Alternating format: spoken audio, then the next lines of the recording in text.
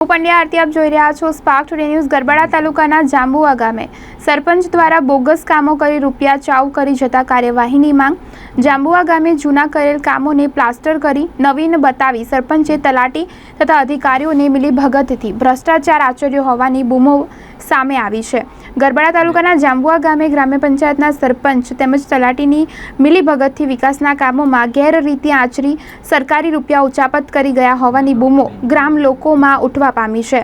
જેમાં કહી શકાય છે કે જાંબુઆ ગામે વિકાસના કામોમાં થયેલ ભ્રષ્ટાચારની તપાસ માટે ગામના જાગૃત નાગરિક દ્વારા જિલ્લા વિકાસ અધિકારીને અરજી પણ કરવામાં આવી છે। ત્યારે ગ્રામ જે પંચાયતના કામોમાં કરવામાં આવેલ બોગસ કામોની તપાસ કરી સરપંચ સામે કડક કાર્યવાહી કરવામાં આવે તેવી લોકમાંગ ઉઠવા પામી છે। આ બાબતે સરકારી અધિકારીઓ જરૂરી પગલાં લે છે કે પછી જેની પરિસ્થિતિ યથાવત રહેશે તેવું લોકોમાં ચર્ચાઈ રહ્યું છે।